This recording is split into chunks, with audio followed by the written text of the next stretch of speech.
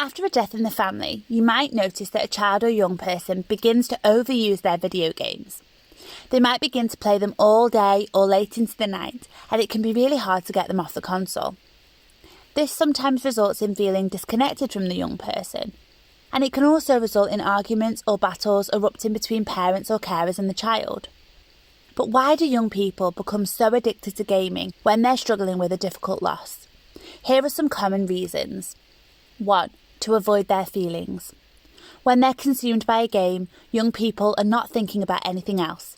This gives them a distraction they need from painful thoughts or feelings, which is why grieving people will play video games all day and all night.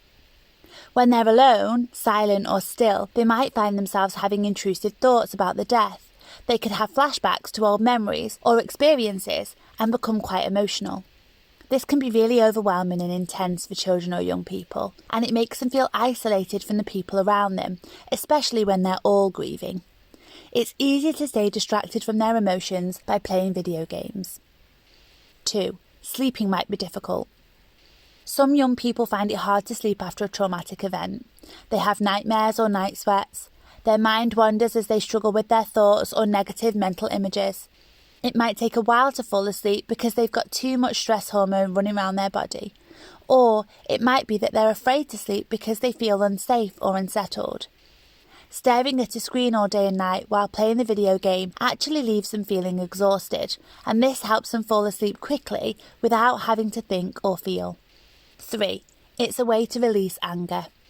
Grieving young people can feel very angry about what's happened to their loved one, especially if they're aware of the details and if they know it was a murder.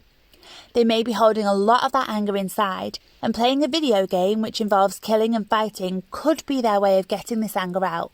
So, what can you do to help? Give them time. Allow them to go through this stage and respect that right now they need to do this. Provide insight into what they're feeling. You could say, "It feels easier to play on the PlayStation than to feel sad all the time." Or, "This game helps you get some of your anger out, doesn't it?" Sit with them and show an interest in what they're doing. Children and young people might not want to talk about the death, but that doesn't mean that they want to be alone all the time. Try knocking on their door and asking if you can watch, or see if you can get involved and play with them for a while. This will build connection and prevent the young person from feeling isolated in their feelings. The effort will be worth it. Encourage them to have some days away from their game. As time goes on, invite them out on day trips or ask them to come to the shops with you. Get them involved in different ways to express their feelings. For more tips on this, see our mini video, Ideas to Help Children Express Their Anger in a Healthy Way, and Ideas to Help Children Cope with Their Grief. Talk to them about why they're gaming so much. Be open and honest as you let your young person know that you've noticed them playing video games more often. Give them an opportunity to talk to you about it, and when they do, try not to shut them down or give them advice. Just listen and reflect their feelings back to them. For example, "It's really hard right now and you just want to zone out. Playing this game is the only thing you want to do, other than sleep." Following these steps will help the young person feel validated and understood, and over time they'll find other healthier ways to process their grief and will rely less and less on playing their video games.